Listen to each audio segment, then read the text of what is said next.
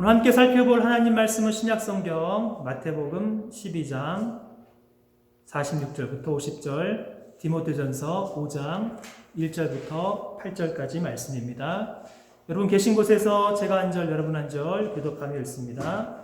신약성경 마태복음 12장 46절부터 50절, 디모데전서 5장 1절부터 8절까지 말씀입니다. 예수께서 무리에게 말씀하실 때 그의 어머니와 동생들이 예수께 말하려고 밖에 섰더니 한 사람이 예수께 여짜오되 보소서 당신의 어머니와 동생들이 당신께 말하려고 밖에 서 있나이다 하니 말하던 사람에게 대답하여 이르시되 누가 내 어머니이며 내 동생들이냐 하시고 손을 내밀어 제자들을 가리켜 이르시되 나의 어머니와 나의 동생들을 보라.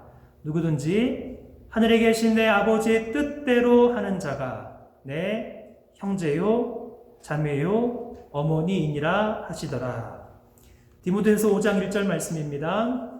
늙은이를 꾸짖지 말고 권하되 아버지에게 하듯하며 젊은이에게는 형제에게 하듯하고 늙은 여자에게는 어머니에게 하듯하며 젊은 여자에게는 온전히 깨끗함으로 자매에게 하듯하라. 참 과부인 과부를 존대하라. 만일 어떤 과부에게 자녀나 손자들이 있거든 그들로 먼저 자기 집에서 효를 행하게 하여 부모에게 보답하기를 배우게 하라. 이것이 하나님 앞에 받으실 만한 것이니라. 참 과부로서 외로운 자는 하나님께 소망을 두어 주야로 항상 간구와 기도를 하거니와 향락을 좋아하는 자는 살았으나 죽었느니라. 내가 또한 이것을 명하여 그들로 책망받을 것이 없게 하라. 누구든지 자기 친족 특히 자기 가족을 돌보지 아니하면 믿음을 배반한 자요 불신자보다 더 악한 자니라. 아멘. 1993년 2월 15일 대학 2학년을 마치고 군대의 신병훈련소에 들어갔습니다. 지금도 그때의 기억이 생생합니다. 훈련소에 들어가자마자 가족들이 보이지 않는 위치에서부터 훈련소의 교관들이 빨리 뛰어가라고 온갖 종류의 욕을 다 합니다. 하루 종일 훈련을 시키고 밤에는 잠도 잘 재우지 않습니다. 그렇게 한 주간의 힘든 훈련이 끝나고 주일이 되었습니다. 1988년 고등학교 1학년 이후로 한 번도 빠지지 않았던 수원제일교회 주일 예배, 청년부 예배를 빠지고 훈련소에서 51사단 전승교회에서 주일 예배를 드렸습니다. 저 그림을 찾아보니까 51사단 전승교회 예배의 모습입니다. 찬송가를 부르는데 저도 모르게 눈에서 눈물이 펑펑 쏟아졌습니다. 그리운 어머니, 아버지 생각도 났고 누님들과 여동생 생각도 났습니다. 근데 그 시간에 그 오랜 세월 동안 함께 예배드리고 기도하고 사역하던 교회 청년부 형님들, 누님들, 그리운 동기들, 동생들이 생각이 나서 계속해서 눈물이 났습니다.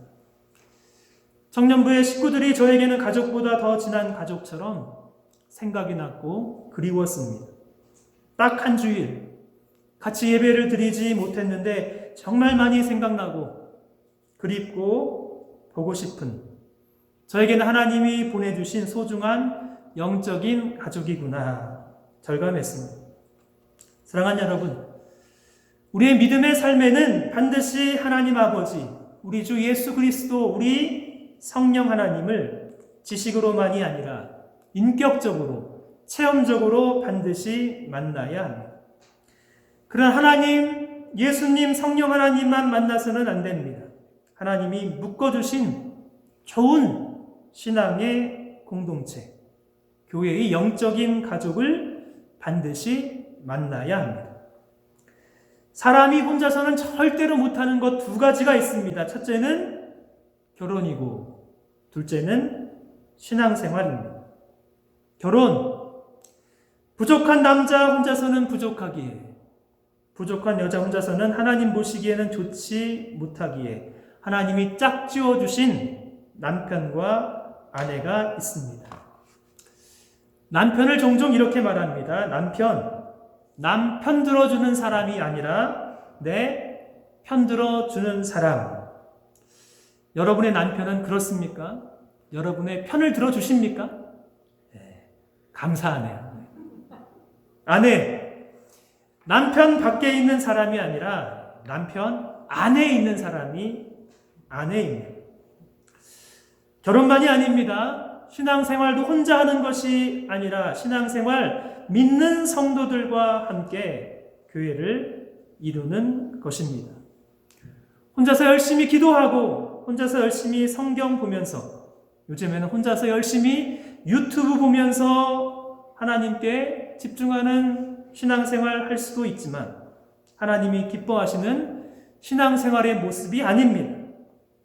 남편이 부족해도 아내가 실망스러워도 결혼을 통해서 가족으로 서로 성장하듯이 내가 부족하고 다른 성도가 실망스러워도 부족하고 연약한 성도들이 만나서 그리스도의 몸된 교회를 이루어 하나님을 섬기는 것이 우리 하늘 아버지의 뜻입니다. 신약성경 에베소서 2장 18절 19절 우리에게 이렇게 말합니다. 우리 두 구절 같이 한번 읽겠습니다. 에베소서 2장 18절 19절 이는 그로 말미암아 우리 둘이 한 성령 안에서 아버지께 나아감을 얻게 하려 하심이라. 그러므로 이제부터 너희는 외인도 아니요 나그네도 아니요 오직 성도들과 동일한 시민이요 하나님의 권속이라. 권속은 가족이란 뜻입니다. 교회는 가족이며 특별히 영적인 가족입니다. 가족을 일컫는 제가 참 좋아하는 표현이 있습니다. 가족을 다른 말로 우리 장로님 기도하실 때도 식구라고 말씀하셨습니다. 식구 뭐 하는 것입니까, 여러분? 같이 입으로 밥 먹는 것입니다.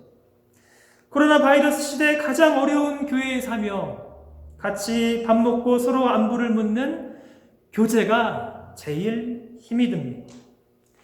그러나 교회의 교제는 해도 되고 안 해도 되는 문제가 아닌 교회의 5가지 본질적인 사명 가운데 하나입니다.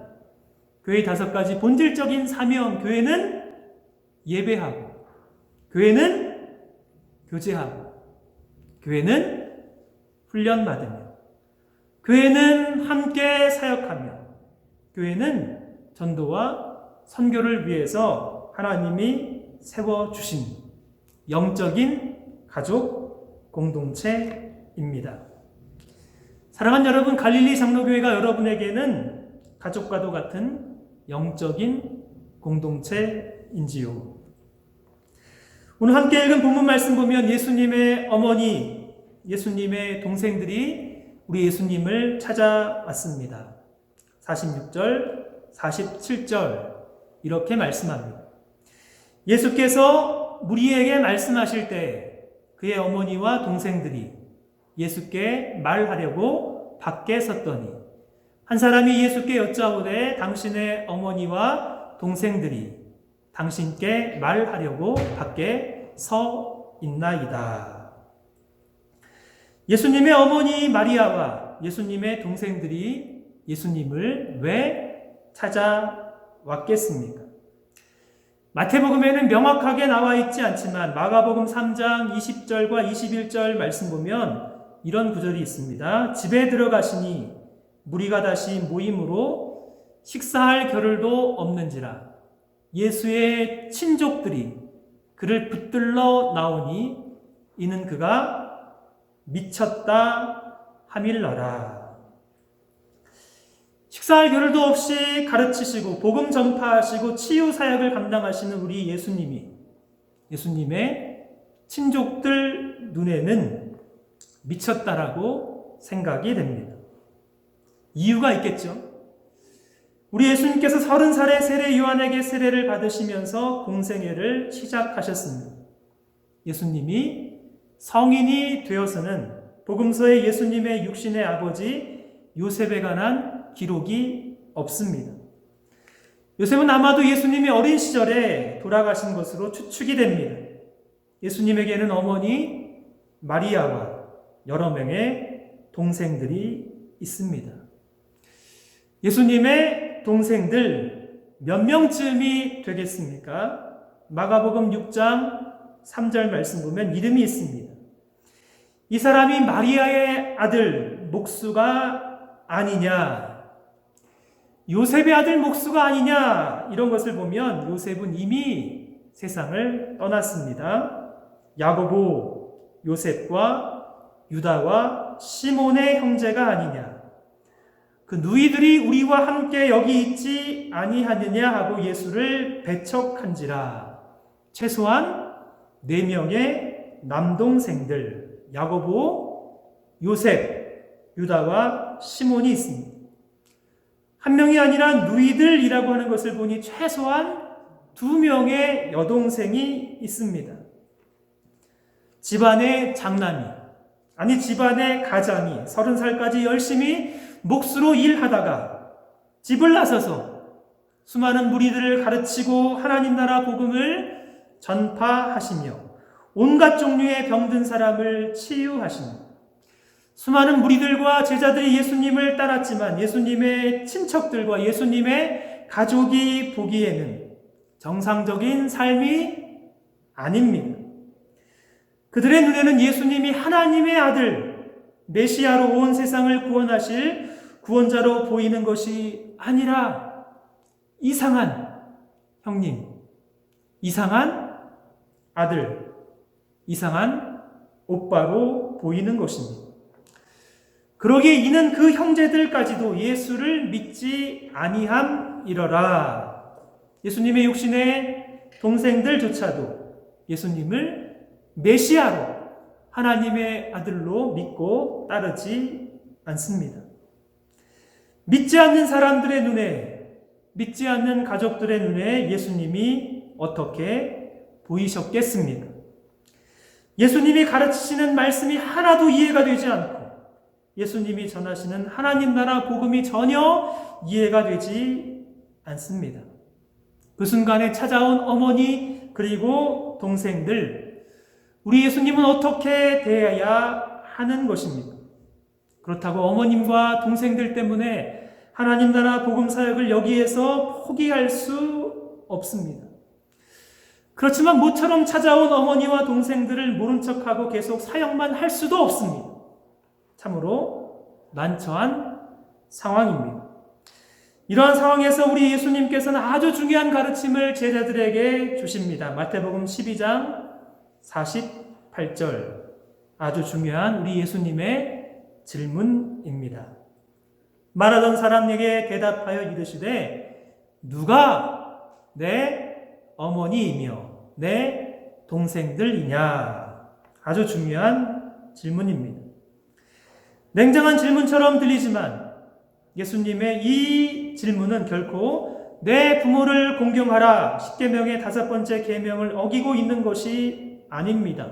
오히려 사랑하는 제자들에게 누가 진정으로 예수님의 어머니, 예수님의 동생들인지, 예수님의 새로운 하나님 나라 가족이 누구인지 제자들에게 분명하게 심어주고 계시는 것입니다. 누가 내 어머니이며 누가 내 동생들이냐, 이 질문을 하시고 49절, 50절 이렇게 답변을 하십니다. 손을 내밀어 제자들을 가리켜 이르시되 나의 어머니와 나의 동생들을 보라. 누구든지 하늘에 계신 내 아버지의 뜻대로 하는 자가 내 형제요 자매요 어머니이니라 하시니라. 이 말씀을 읽는데 이번에는 여러분 예수님처럼, 예수님 어떻게 하셨다고요? 어떻게 하셨다고요? 손을 내밀어서, 여러분 계신 곳에서 한번 손을 내밀어 보십시오. 손을 내미시고 이 말씀 다시 한번 했습니다. 시작.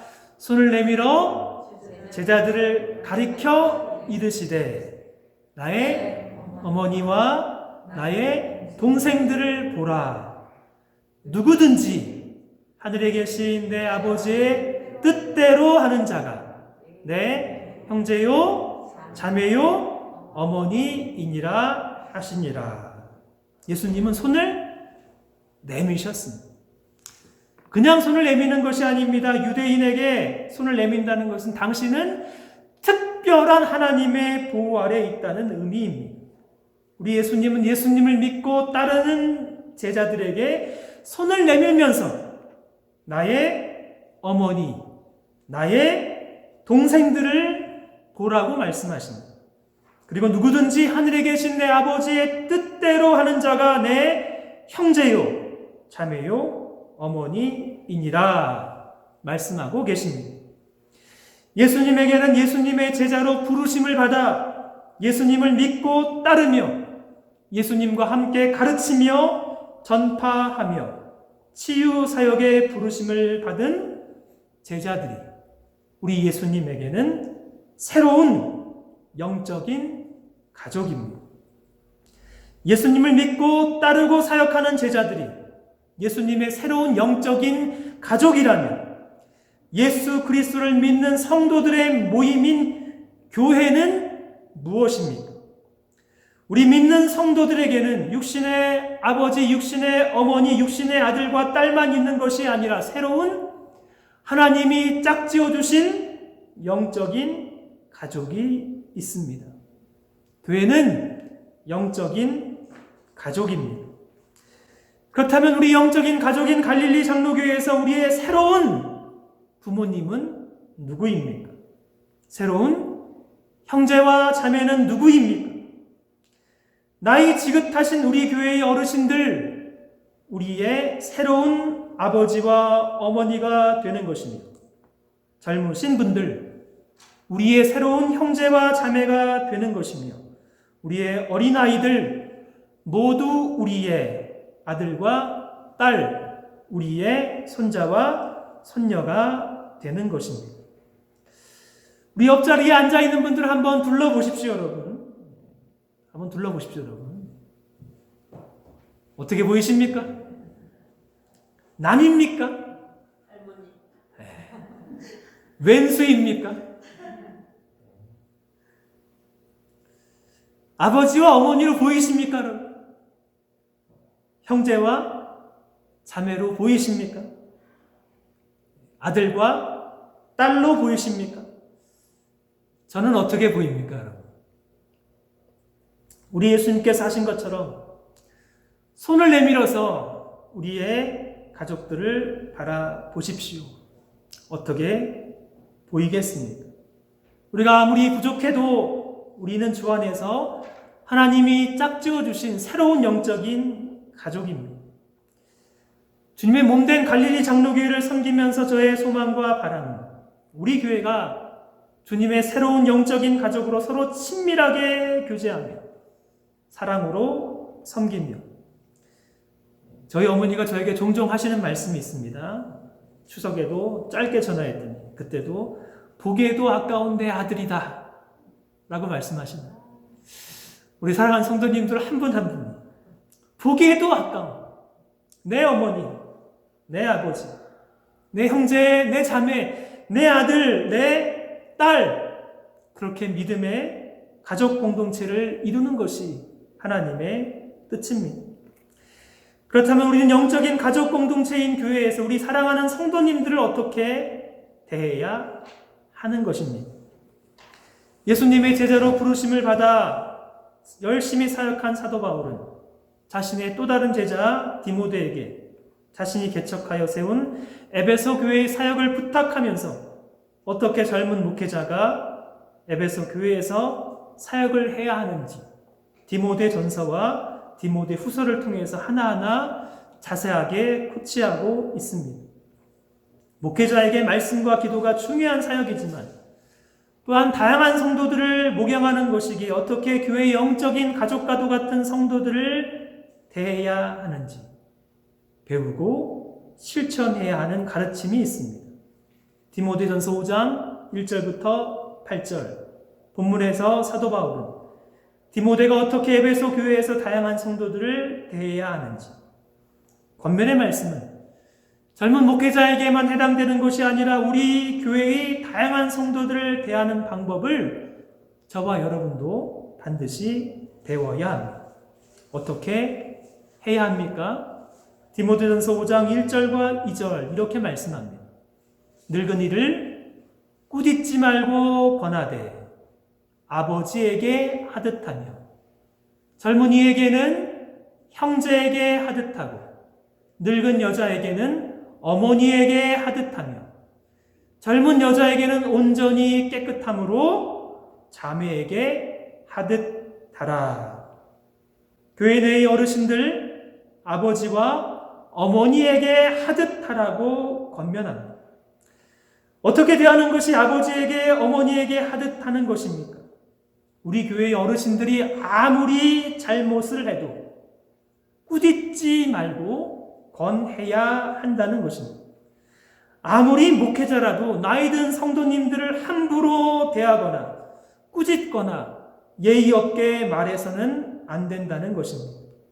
공개적으로 꾸짖는 것이 아니라 혹시 잘못이 있다면 권하라고 공손하게 예의를 갖추어 개인적으로 면담해서 격려하라고 권면하는 것입니다.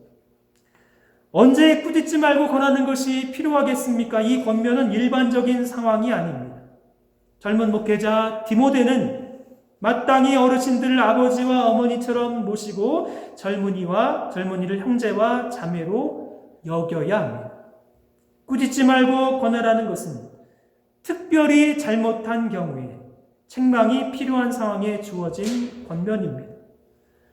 목회자로서 교회의 질서를 바로잡기 위해서 젊은 목회자이지만 책망이 필요할 때가 있습니다. 우리 교회의 나이 많은 어르신들이 큰 잘못을 했습니다. 어떻게 해야 합니까?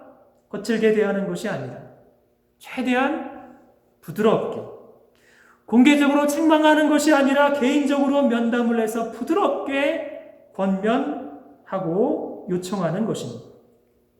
우리 교회 내에서의 젊은이가 큰 잘못을 했습니다. 나이 드신 분들이 화가 나서 쉽게 하대하고 거친 말을 하기 쉽습니다. 그러나 아닙니다. 비록 젊은이가 큰 잘못을 해도 우리의 사랑하는 형제와 자매를 대하듯이, 우리의 사랑하는 아들과 딸을 대하듯이 가혹하게 책망하지 말고 사랑으로 권면해야 하는 것입니다. 책망에 사랑이 빠지면 마음에 오랜 상처로 마음에 남습니다. 책망이 필요할 때, 권면이 필요할 때 우리가 기억해야 할 말씀, 디모데후서 4장 2절, 범사에 오래 참음과 가르침으로 경책하며 경계하며 권하라. 경책이 필요하고 경계가 필요하고 권함이 필요한 순간에도 범사에 오래 참음과 가르침으로 꾸짖는 것이 아니라 권하라고 말씀하고 있습니다. 두 번째 권면, 우리 교회에서 형편이 어려운 분들을 참으로 존대하고 섬기라고 말씀합니다. 3절 말씀 보면 참 과부인 과부를 존대하라. 존대하라는 말씀, 모든 과부를 똑같이 취급하지 말고 실제로 도움이 필요한 과부를 잘 분별하고 존중하는 마음으로 지원하라는 것입니다. 초대교회 당시에는 과부님들이 참으로 많았습니다. 남편이 없이는 생활이 거의 불가능한 사회 경제적인 구조에서 생계가 곤란한 과부들을 돕는 것이 교회의 큰 사역이었습니다. 사도행전 6장 말씀 보면 초대교회 예루살렘 교회에 큰 갈등이 생긴 이유, 교회 내에 많은 과부들을 구제하는 과정에서 생겼습니다. 교회 내에 돕고 섬겨야 할 분들은 많은데 교회의 재정에는 한계가 있습니다. 그래서 어떻게 하라는 것입니까? 모든 어려운 분들을 돕고 섬겨야겠지만 원칙을 정해서 최우선순위로 돌봐야 하는 참 과부가 있습니다. 디모데전서 5장 말씀에 참 과부 자격 기준이 있습니다. 자녀들에게 전혀 도움을 받을 수 없는 분, 선한 행실의 증거를 받은 분 가운데 남은 생애는 오직 하나님께 소망을 두고 전심으로 기도의 사역을 감당하기로 헌신한 분들을 말합니다. 이러한 참 과부를 젊은 목회자 디모데는 특별히 더 존대하고 특별히 더 섬기라는 것입니다. 오늘 우리 교회 안에서 최우선순위를 두고 돕고 섬겨야 하는 우리의 가족은 누구겠습니까? 야고보서 1장 27절, 우리가 공동체 내에서 특별히 더 주의하고 더 귀하게 여기고 섬겨야 할 가족들이 있습니다. 하나님 아버지 앞에서 정결하고 더러움이 없는 경건은 곧 고아와 과부를 그 환난 중에 돌보고 또 자기를 지켜 새 속에 물들지 아니하는 그것이니라.